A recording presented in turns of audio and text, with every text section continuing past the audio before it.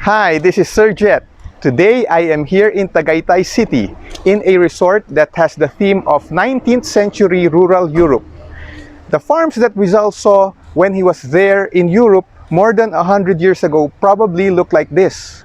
Do you know that aside from politics, Rizal wrote about agriculture too? In fact, the very first article he wrote for La Solidaridad is about the Filipino farmers. And in his private letters to his best friend Blumentritt, he wrote often about his farm in Dapitan. We will learn more about the other things that Rizal wrote here in this episode of the Rizal Lectures. Everybody knows that the Noli Me Tangere and the El Filibusterismo are Rizal's greatest legacy.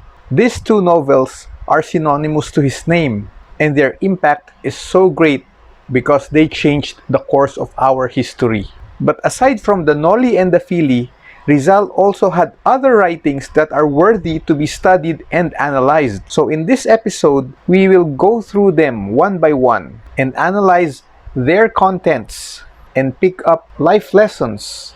We will study his third novel, some La Solidaridad articles, some of his letters, his history book, some of his poems, and the 3 stage plays he wrote. Let us begin with his third novel. It is actually an unfinished novel. We mentioned this earlier in another episode. Today we will study the details. Rizal's third novel is unfinished. He wrote to his best friend Blumentritt that he's writing a novel in Tagalog for his countrymates. So we can see in this letter that Rizal's target audience were his countrymates, not the Spaniards, unlike the Noli and the Fili, which were written in Spanish because Rizal would want to target the Spanish audience as his readers. Later on, in another letter to Blumentritt, Rizal said to him that he had difficulty expressing in Tagalog, so he shifted writing the said novel in Spanish. Now, the said novel has no title. But chapter 1 has a title, Makabisa, which means after the Mass. So this became the provisional title for the whole unfinished novel. In the 1980s, historian Ambet Ocampo found 2 drafts that belong to the said novel. He found this at the basement of the National Museum, together with some other Rizaliana materials. The Spanish draft must be the one mentioned by Rizal to Blumentritt, the one that he said that he's shifting his novel to the Spanish language. Now, the Tagalog draft is 1 chapter long and it has 10 pages. The Spanish draft also has 10 pages. Now, what are the contents of the draft? It mentioned there the setting of the novel, which is the town of Tulig. That is a fictional place. The main character of the novel is Padre Agaton. Other characters were mentioned in chapter 1. They were Kapitan Tibo, Kapitan Lucas, Tiniente Tato, and Aling Anday. The style is quite engaging, slight and entertaining, just like a comedy sitcom. Experts estimate that this unfinished novel was written probably in Hong Kong in early 1892 when Rizal was planning to go back to the Philippines to establish the La Liga Filipina. And it was left unfinished most probably because Rizal was arrested days after establishing the La Liga Filipina and he was thrown into exile in Dapitan. Maybe he had no more time to think about completing that novel during that whirlwind year of 1892. Nonetheless, we see that Rizal's third novel is an attempt to connect to the masses. His previous 2 novels were written in Spanish and were for the Spaniards and rich Filipinos who were influential to some degree, and Rizal was hoping that they could initiate some reforms in the country. This time, he wanted to deliver the same message to the masses. The plot, the setting, and the characters of Makamisa resemble the Noli Me Tangere. They were descriptions of life and society in Rizal's time. There were abusive priests and Filipinos who had great colonial mentality, Filipinos who were opportunistic and social climbers, and sip-sip to the Spanish authorities. We call this style of writing socio-political satire. This is the technique Rizal used in his 3 novels. Now let's talk about Rizal's history book. The title Anotaciones de Sucesos de las Islas Filipinas. It is also known as Annotations on the Morga's Sucesos de las Islas Filipinas. De Morga is a Spanish historian who lived 300 years before Rizal, and Sucesos de las Islas Filipinas was a history book written by De Morga. It means events in the Philippine Islands. There were very few copies of it existing 300 years after De Morga's time, and Rizal found one of them in the London Museum. Now, 300 years before Rizal's time was the time when the Spaniards were very new in the Philippines. And it's very interesting because it described the life of the natives in the 1500s, the time when our ancestors were transitioning from their pre-colonial indigenous culture to the Spaniard-prescribed Hispanic culture. De Morga described the life in the country during that time. Interestingly, De Morga had no negative comments on our people. Most likely, the Spaniards during that time were not bad Spaniards. They were nice people. Rizal, finding this history book very objective, used this to refute the current Spanish notion that the Indios were dumb and barbaric. There was a prevalent teaching of the Spaniards that they were the ones who taught us manners. They say, thank us Spaniards, because if not for us, you were nothing. You owe us your manners, your culture, your economy, and everything you have and everything you are. In his annotations, Rizal pointed out that even before the coming of the Spaniards, we were already a great people. We had a prosperous economy. We know how to make music. We had a writing system, the baybayin. We had political structure. We have datus and prince and princesses. We have manners. We were very polite and kind to everyone. We have arts and other aspects of a decent civilization. In other words, Rizal is saying that the Spanish teaching that we were barbaric is false.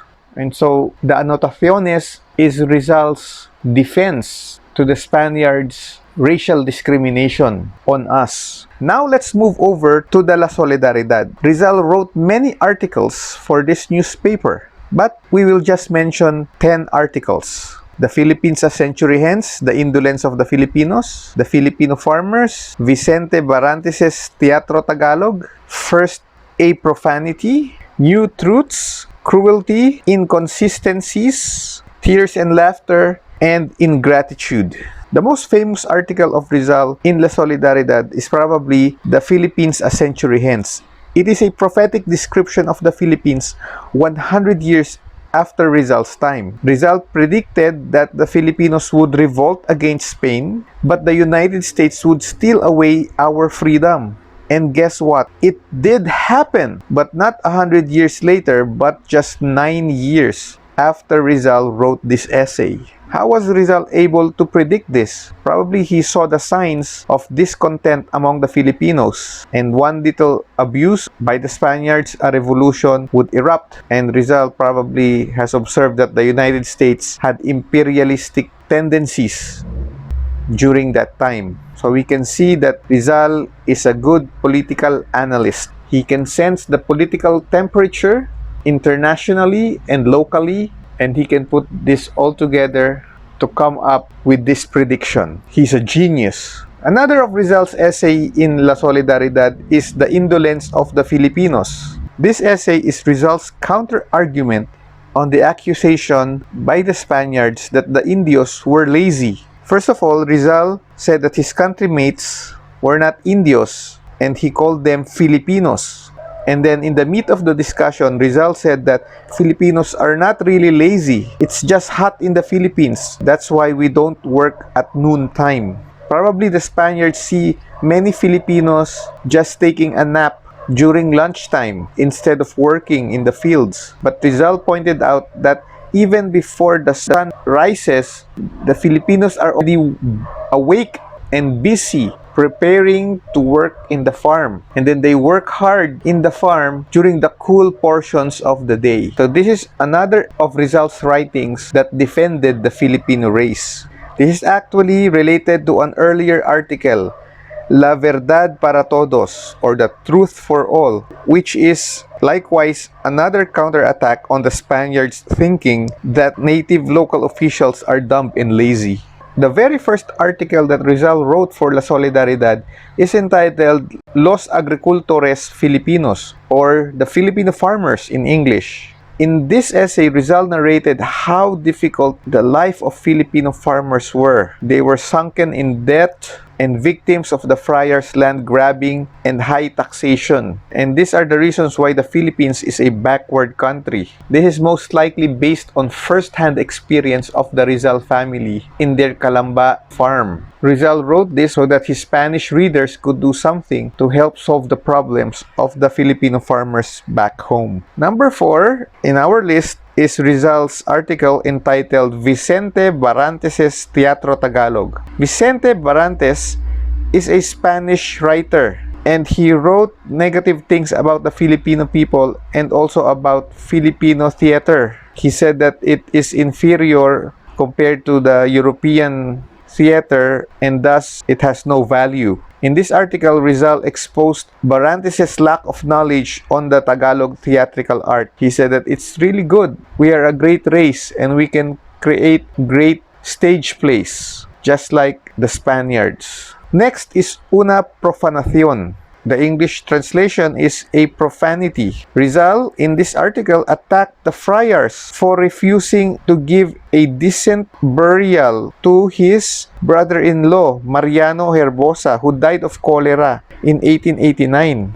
Just because the Rizal family was not at good terms with the Spanish friars, Mariano Herbosa's body was dug up and thrown into the river.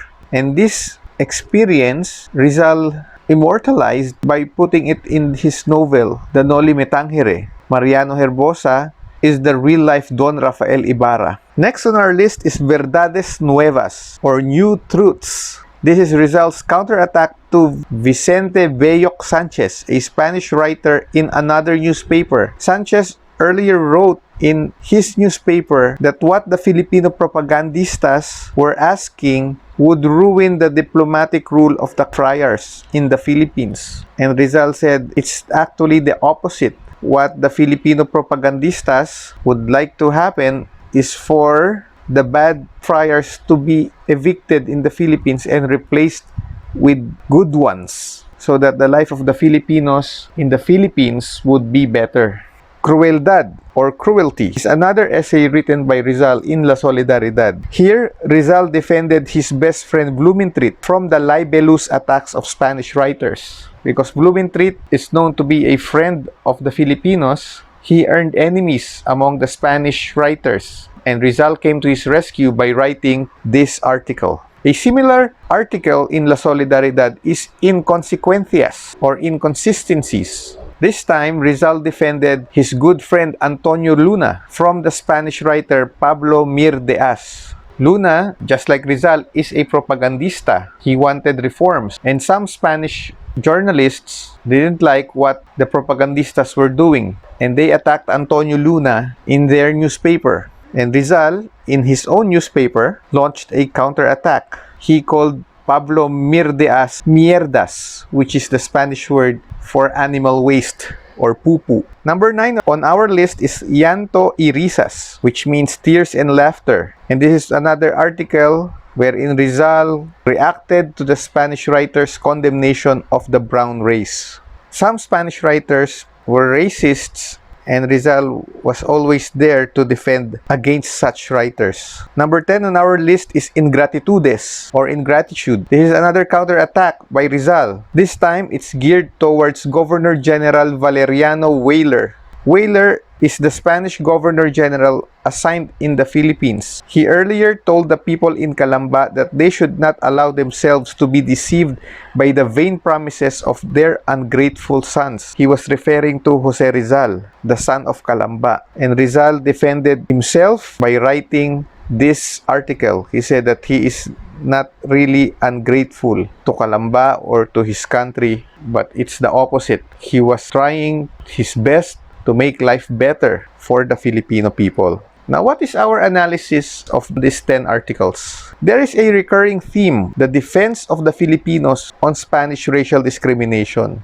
Another theme is that most of these articles were also Rizal's defense of his friends against the accusations of rival Spanish writers. And come to think of it, if Rizal were alive today, he would be a very active counter-ranter on Facebook. You see this all along in Facebook, right? Some people would bash one group of people or one person, and then there would be a counter-attack or a counter-rant, and the cycle goes on and on and on and on. So even before our time, Rizal and his enemies were already doing this in the newspapers. Here's a list of the Spanish writers Rizal attacked using his writings: Vicente Barrantes, Vicente Beyoc Sanchez, Pablo Mir Diaz, Patricio de la Escosura, and not only writers but also government officials like Governor General Weyler. Now let's look into Rizal's letters. He wrote many letters to his sisters, to his best friend Blumentritt, but let's just pick this one out for this episode. Rizal's most famous letter was to the young women of Malolos. Malolos is the capital of Bulacan province, and Rizal wrote a letter to the brave women of that town. The letter was originally written in Tagalog, and it was actually requested by Marcelo H. Del Pilar. Del Pilar asked Rizal if he could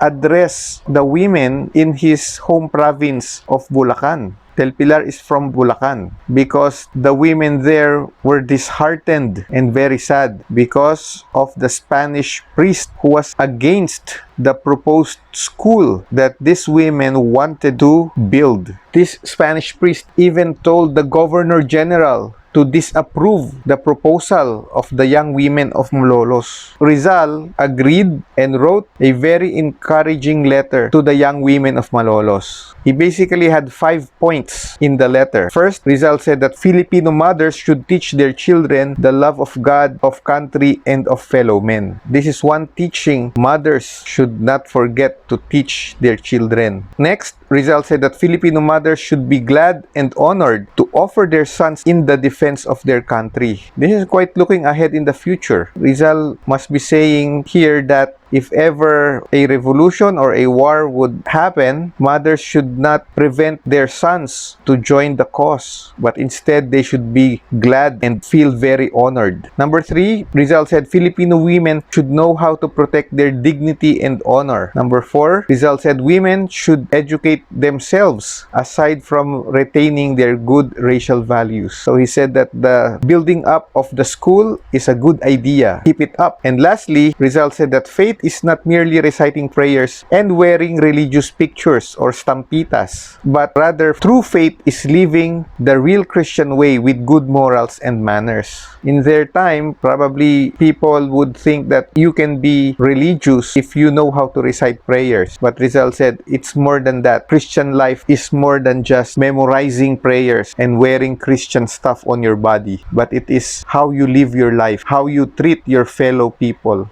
And the young women of Malolos should remember this. So we can see that Rizal was a champion of women's rights, and it's very difficult to be one during that time because that's the time when women were given little importance by society. But Rizal stood up and upheld them in this letter. Next, let's look at Rizal's poetry. I have here a list of his 10 most popular poems. First on the list is Sa Aking Mga Kabata, which was discussed in another episode. So for a refresher, this poem is not really written by Rizal, but just attributed to him. But for a long time, people thought that it was really Rizal who wrote this. And they believed that this was written by Rizal when he was 8 years old. It was written in Tagalog, which is very uncharacteristic of Rizal because most of his poems were written in Spanish. But nonetheless, let us analyze what is in the poem. It was mentioned there that Tagalog is equal with Latin, Spanish, and English in greatness. So the writer of this poem is glorifying the Filipino language. That's why we find here the line, ang hindi magmahal sa sariling salita ay higit pa sa amoy ng malansang isda. Another famous poem of Rizal is Un recuerdo a mi pueblo. In English, it means a memory of my town. This was written by Rizal when he was studying at Ateneo, when he was just 15 years old. It was written in Spanish and it's about the beauty of Calamba. Rizal, being a provinciano, shared in this poem to his Manileño classmates and professors what he felt about his hometown Calamba. Another very famous poem of Rizal is La Juventud Filipina. It means to the Filipino youth. We find here the very famous line, the Filipino youth is the hope of the fatherland, or ang kabataan ang pag-asa ng bayan. This was written by Rizal when he was 18 years old, and this won as best poem by a native or mestizo in a contest in UST. And this is considered as the first great poem written in Spanish by a Filipino.